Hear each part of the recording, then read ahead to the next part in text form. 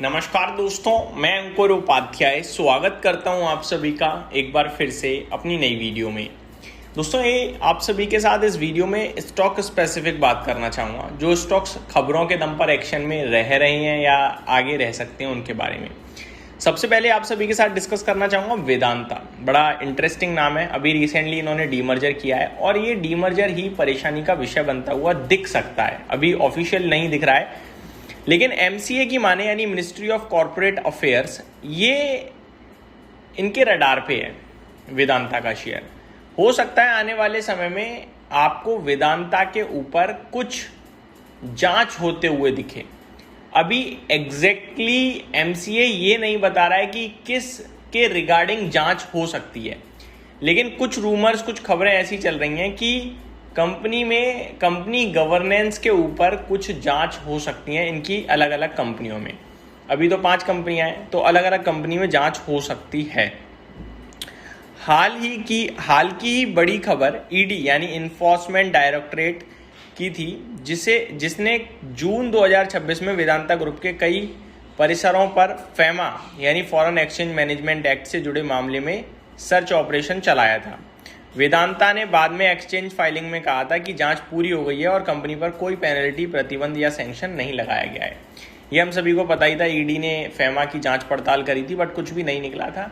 लेकिन इस बार फिर से सवालों के घेरे में वेदांता का शेयर आ रहा है और आगे चलकर और परेशानी देखने को मिल सकती है। दूसरी बात, वेदांता ने आज अनाउंस करा है कि इन्होंने एक नई सब्सिडरी बनाई है जिसका नाम वेदांता प्रॉपर्टी प्लेटफॉर्म रखा गया है। वेदांता प्रॉपर्टी प्लेटफॉर्म लिमिटेड, जो कि मुंबई में है। ठीक है, तो अब रियल एस्टेट से रिलेटेड भी इन्होंने एक कंपनी ओपन करी है, सब्सिडरी बनाई गई है जिसका नाम वेदांता प्रॉपर्टी प्लेटफॉर्म लिमिटेड रखा गया है। तो ये हो गई वेदांता की बात। अब आगे बढ़ते हैं दोस्तों। दूसरा स्टॉक नहीं है, पूरा क्षेत्र है बैंक एनबीएफसीज। देखो, बैंकिंग एनबीएफसीज में बढ़िया तेजी दिखी आज हमें, और रिसेंटली भी ना इनमें जो कमाल की कंपनियां हैं वो मैंने डिस्कस करी हुई हैं लोएस्ट लेवल से, जिसमें से एक हमारा श्रीराम फाइनेंस है जो आज 1020 के पार निकलता हुआ दिखा हमें। बढ़िया तेजी में था आज के सेशन में, 1019 पे बंद हुआ है। नीचे करीब 900-920 पे डिस्कस किया था। ये अच्छी क्वालिटी की कंपनियों को लेने में कोई हर्ज नहीं है, जहाँ पे आपको ज़रूर ध्यान देना चाहिए। इसी प्रकार अगर आप देखें तो बाकी के कुछ और स्टॉक्स हैं बैंकिंग एनबीएफसी से, जैसे एसबीआई, आईसीआईसीआई बैंक, ये काफ़ी पसंद है। मिड कैप में फेडरल बैंक ये काफ़ी अच्छा लगता है, लेकिन फेडरल बैंक हाइस पे है तो थोड़ा सावधानी बरतनी चाहिए। तीसरा क्षेत्र है दोस्तों कच्चे तेल से रिलेटेड। कच्चा तेल भैया आज तो हद ही मचा दी है। पहले 75 के नीचे निकला, बहुत खुशी हुई भाई। मतलब वॉर के बाद पहली बार ऐसा हुआ जब 75 के नीचे निकल गया। उसके बाद अभी 73.4 पे ट्रेड कर रहा है। ये तो वॉर से पहले ड्रीम लेवल चलते थे, यही लेवल तो थे। अब वही लेवल आ गया तो हमारे लिए स्ट्रेट ऑफ हॉर्मोज की समस्या ही खत्म है एक तरीके से। तो $73.5 प्रति बैरल के भी नीचे कच्चे तेल का निकलना बहुत पॉजिटिव मानूंगा मैं। 0.5% नीचे आज, तो फिर ये अपने आप में काफ़ी इंटरेस्टिंग और काफ़ी पॉजिटिव हो गया। इससे रिलेटेड आपका इंडिगो पहला प्रॉफिट में आएगा, क्योंकि भैया एटीएफ के दाम सस्ते हो एक तरीके से देखा जाए तो। दूसरा ओएमसीज यानी एचपीसीएल, आईओसी, बीपीसीएल, इनको क्रूड सस्ते में मिलेगा, इनका मुनाफा लगातार बढ़ेगा, बड़े लेवल पे बढ़ेगा।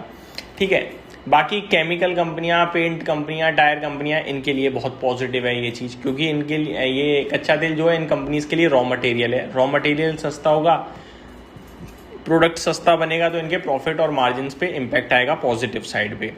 ठीक है, नेगेटिव किसके लिए है? ओएनजीसी के लिए है नेगेटिव, ओआईएल के लिए है नेगेटिव। तो ये स्टॉक्स अलर्ट में रह सकते हैं। वहीं अगर आप देखें तो अदानी ग्रुप एक स्टार परफॉर्मर है। अदानी ग्रुप बिल्कुल झुकने को, गिरने को तैयार नहीं है, लगातार आउट परफॉर्म कर रहा है। आज भी अदानी एंटरप्राइज करीब 2.5-3% की रैली देता हुआ दिखा है। तो ये हमें समझ में आ रहा है कि अदानी ग्रुप तो एक्शन में है। अदानी पोर्ट्स भी एट द एंड काफ़ी अच्छा मूव देकर गया है, अगर आप नोटिस करें तो। अदानी एंटरप्राइज में तो 3.5% की तेजी थी, मैं 2.5-3% कह रहा हूँ, 3.5% भागा है Adani enterprise. At the end काफ़ी बढ़िया रैली बनते हुए दिखी है हम सभी को।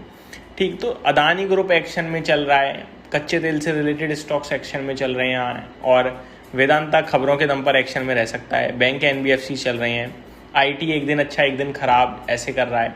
तो स्टॉक स्पेसिफिक एक्शन कहीं ना कहीं दिखने लगा है। मेटल्स लगातार कमज़ोर बने हुए हैं।